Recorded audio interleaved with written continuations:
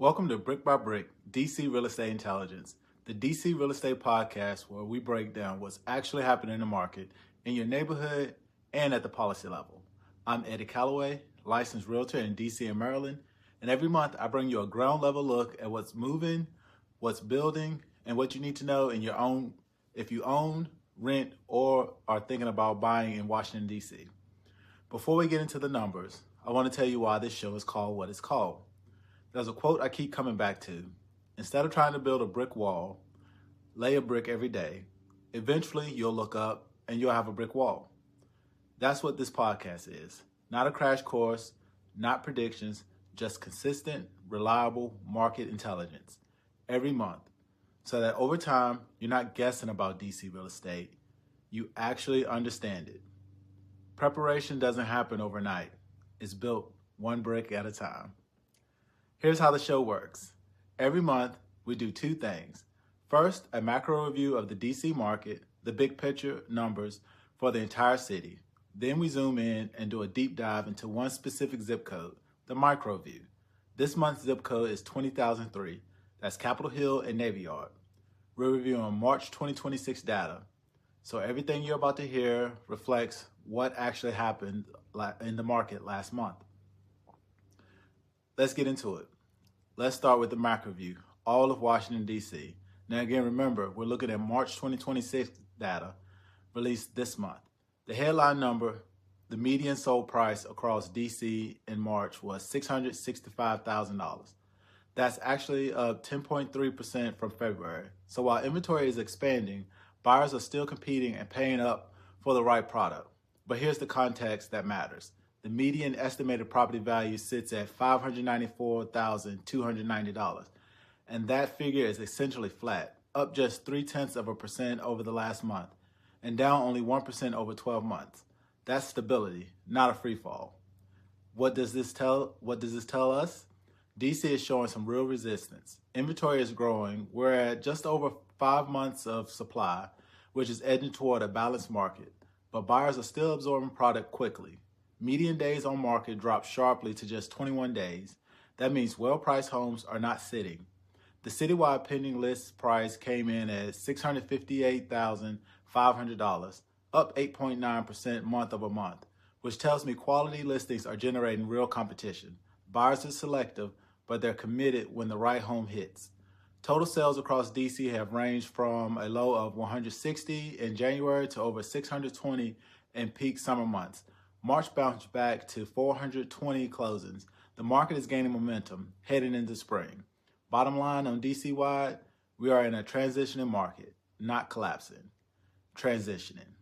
Inventory is rising, seller leverage is softening, but demand remains. The buyers and sellers who understand that nuance will make better decisions. Now let's zoom all the way into 20,003. That's Capitol Hill and Navy Yard.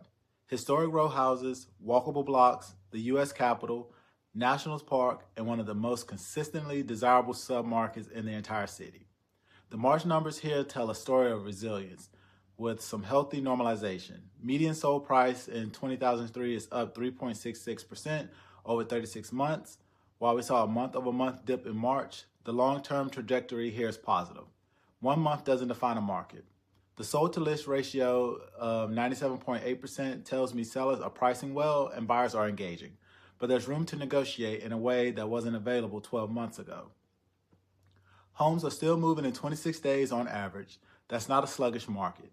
The median estimated property value of $801,130 sits nearly $207,000 above the DC-wide figure. That is the Capitol Hill premium, and buyers are still willing to pay it. There are currently 61 active residential listings in 2003. The price range is wide from $210,000 for a one-bed condo all the way up to $3.49 million for a 4-bedroom home on South Carolina Avenue Southeast. The median active list price is $680,000, and the median days on market for the active listings is 21 days. For buyers looking under $500,000, there are options, but most of them are studios or one-bedrooms in condo buildings like 1300 4th Street Southeast and 1000 New Jersey Avenue Southeast at the Yards. 12 properties are currently under contract in 2003, And the story here is that the higher end is moving fast. The median pending list price is $1.35 million. That's significantly above the overall median, which tells you the premium product is being absorbed quickly by motivated buyers. 4 properties went pending in 5 days or less. 123 Massachusetts Avenue Southeast, asking $1.5 million, went under contract in 5 days. 416 6th Street Southeast, a 4-bed mid-century modern detached home, asking $1.55 million, went pending in just 4 days. At the top of the pending stack, 153 North Carolina Avenue Southeast, a federal-style 4-bedroom row house asking $2.49 million, is under contract after only 5 days on market. That is conviction. The longest sitting pending property is a 2-bedroom condo at 1300 4th Street Southeast, which sat for 293 days before finding a buyer. Price matters. Product matters.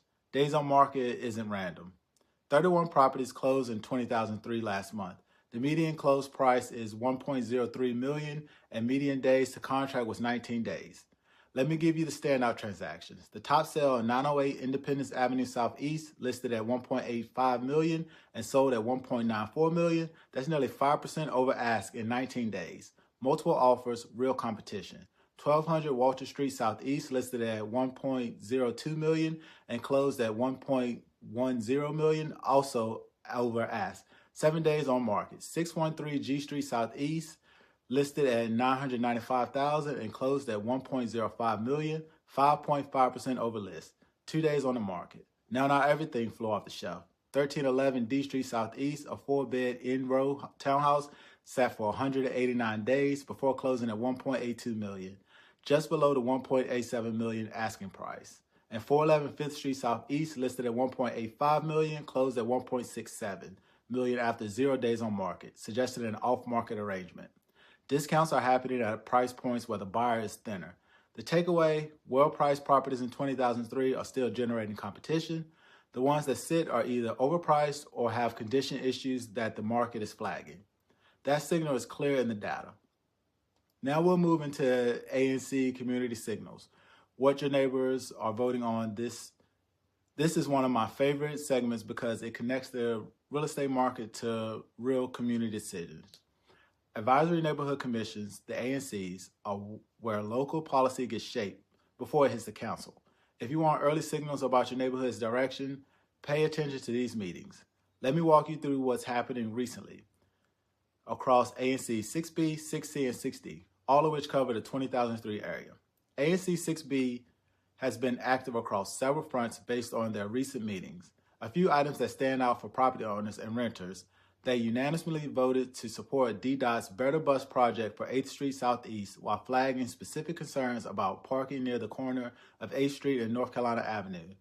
Transit improvements on that corridor affect walkability scores and, by extension, property values. They also passed a resolution calling for moderate density throughout D.C., encouraging 4plexes, 6plexes, ADU construction, and infill conversions by right in all residential zones.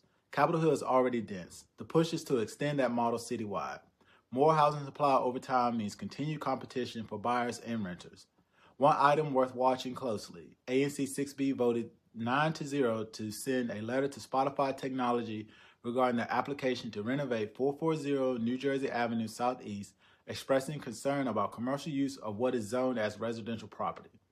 This is part of a broader issue 6B is tracking. More than 50 Capitol Hill residential properties have been identified as being used exclusively for commercial purposes. Legislation is being drafted to address it. If you own property in this zip code and you're operating any kind of business out of it, this is a conversation that is happening at the neighborhood level.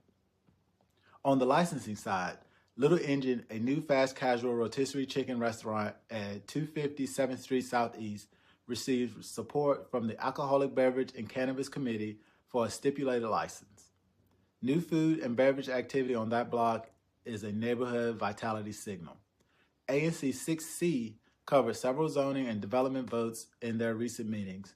They supported a rear addition with a new principal dwelling unit at 511 3rd Street Northeast and a 3-story rear addition at 654 L Street Northeast, both moving through the BZS process.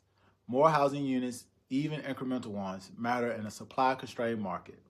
They also voted to support the Capitol Hill Classic race for May 17th and formally endorsed a Sidewalk Palooza event to identify and repair hazardous sidewalks throughout the neighborhood.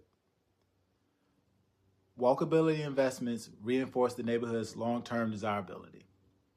ANC 6D dealt with a key ABC matter in a recent meeting. The board rejected their protest of a cannabis retailer because under current law, peace, order, and quiet are no longer valid grounds for a cannabis protest.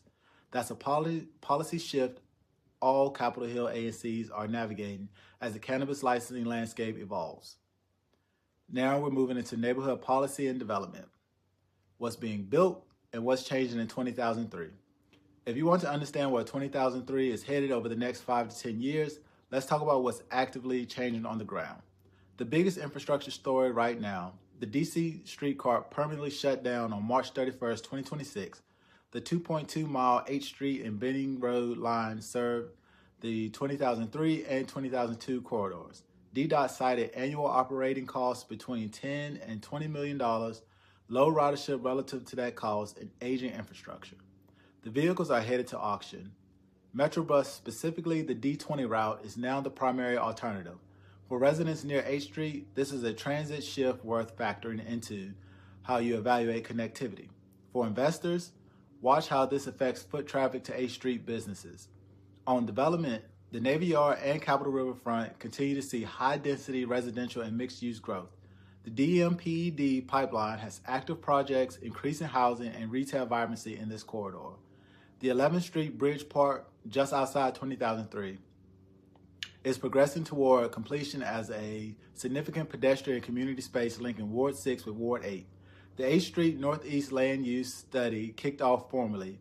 The DC Office of Planning held an open house at Sherwood Recreation Center as part of that process. This study addresses development, density, retail turnover, and safety along that corridor. Those planning decisions shape what gets built, what stays, and ultimately what your property is worth 5 years from now. Housing policy. What to watch on the policy front. DC is making moves that directly affect property owners and renters in 2003. First, new eviction regulations allow landlords to file after just 10 days of non-payment, down from 30. Judges can now order protective order rent payments during disputes. Renters, the runway is shorter. Landlords, the tools are stronger. Use them responsibly. Second, the Short-Term Rental Regulation Amendment Act of 2026 would allow renters, not just owners, to operate short-term rentals from their primary residence. It also creates a new special event license category. If you own a rental property in DC, your competitive landscape is shifting. Third, the DC Policy Center is recommending inclusionary zoning changes to allow broader income targeting, making development pencil out more often. More development means more units. More units mean more competition in this market long term. On the federal side, the 21st Century Road to Housing Act passed the Senate, and new SNAP work requirements taking effect May 1st could affect household income stability for some renters. These are macro signals worth monitoring. Food and culture.